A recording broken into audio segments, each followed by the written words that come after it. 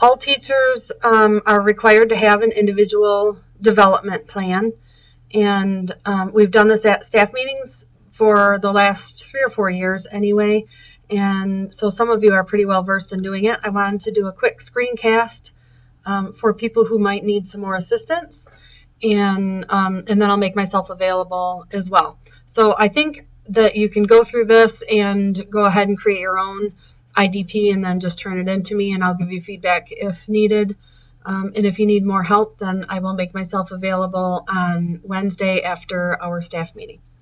So this document is attached to the email along with this video.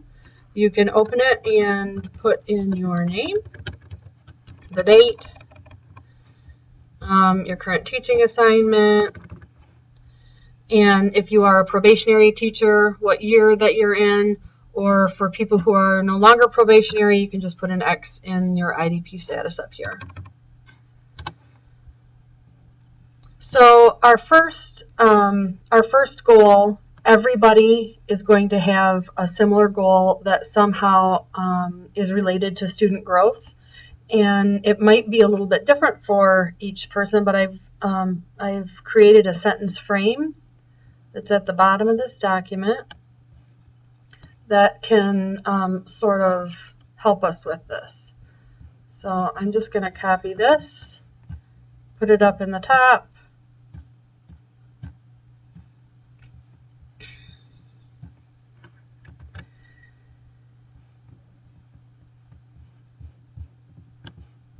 And then really this depends on what your pre-assessment looks like. So for example, I gave my students a pre-test the second week of school on everything they were going to learn in my science class.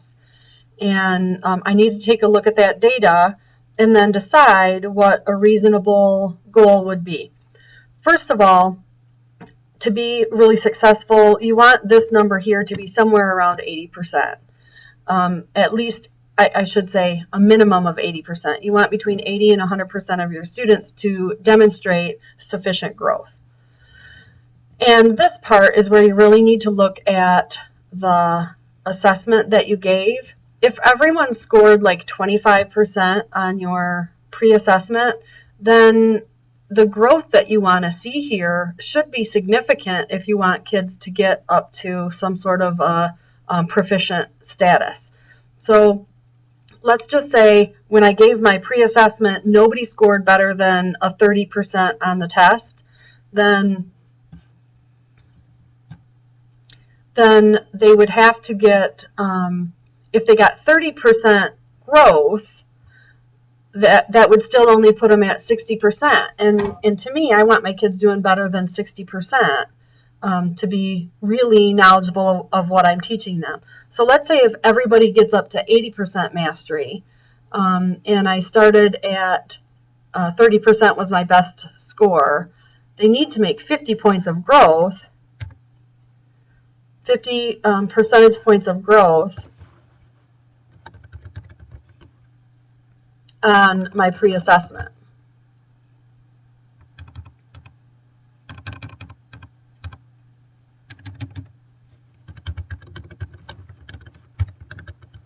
And I'll call it pre/post test.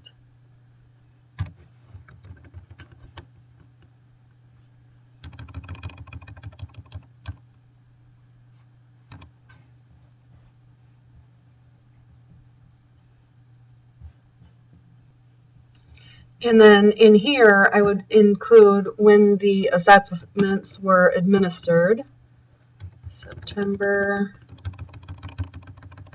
and, oops,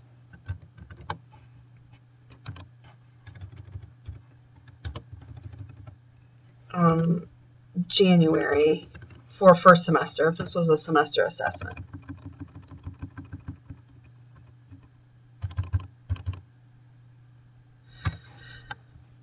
So in addition to that, yes, I want my students to make growth, but also I want them to achieve a certain proficiency status that tells me that they have mastered the content. So I want 85% of my class to achieve at least, I'm going to say 70% mastery.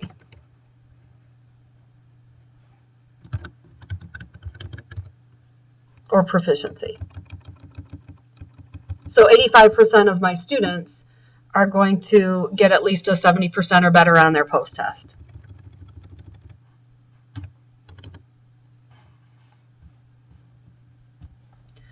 You can also, in this goal, you could make the numbers be different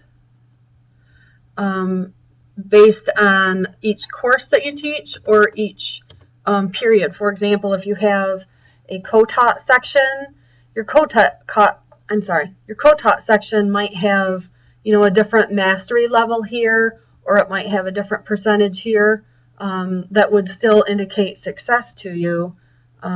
It just depends on, the combination of students in that class, and it might depend on their pretest as well. So you can see here I added a second goal for a different class. This would be my second hour co-taught class. I still said 80% would demonstrate growth, but I said it might be a little bit less growth on that same assessment. And then a smaller number would achieve a lower level of mastery, because to me that's at least the minimum content that they would have to do in my class. So that's an example of what the first goal would look like, and then you complete the rest of it. Why do I want this? Because I want all of my students to learn. I want them all to grow. How am I going to do this? I'm going to administer the test in September, then I'll evaluate the data. I'll identify how much students need to improve, what makes sense based on what the numbers say, and how you're going to go about doing that. And then any administrative support. If you want to, say, use this as a data director assessment, do you need support in, how to get it into data director or things like that? If there was anything that I needed to do for you in order to help you be successful at that.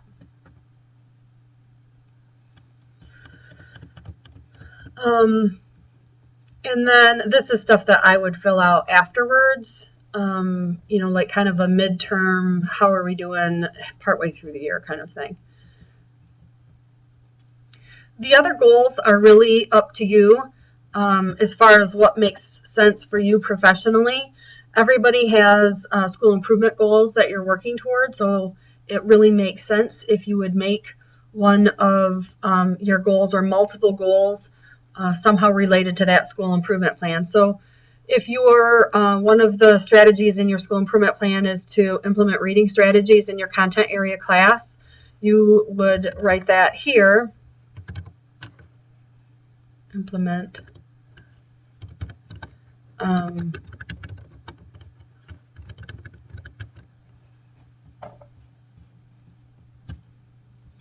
so I'm going to implement reading strategies one time per week in my science class. The purpose is to implement the school improvement plan and to assist students with content area reading, teacher plan,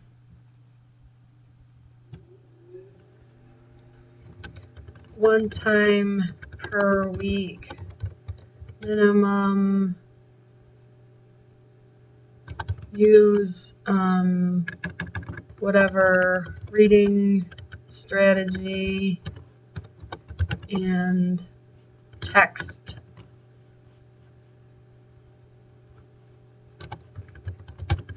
something like that. What do you need from the administrators? I might need training. I might need access to scientific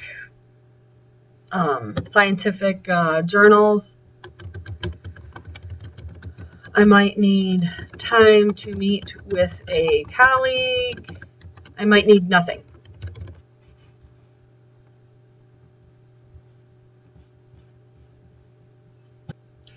to me, it makes the most sense if you make sure to include your school improvement strategies in here as your goal. Those are the things that you've committed to. Those are the things that you're going to be working on anyway. It makes the most sense if those are also in your individual development plan. If you have other personal things that aren't in your plan, like very, very commonly new teachers will have either a curriculum goal, get to know my curriculum, or do unit plans, get a plan for the year, something like that. Or you might want a management, like a classroom management type of goal. So these are entirely up to you. The only one that we really make sure that every teacher has is some sort of a student growth goal, and that's part of your evaluation. So these other ones are up to you. Again, I strongly encourage you to look back at your school improvement plan when you're identifying, or if you want to talk with me, that's fine too. You know, another common one that we've kind of gone back and forth on is technology. A lot of people want to work on integrating technology into their classroom, whether it's the slates or the iPads or things like that. So that would always be an option for you as well. Again, I'll be available to work on these after our staff meeting on Wednesday. So if you want to sit with me and talk for a little bit, I'll be available at that point. Thanks.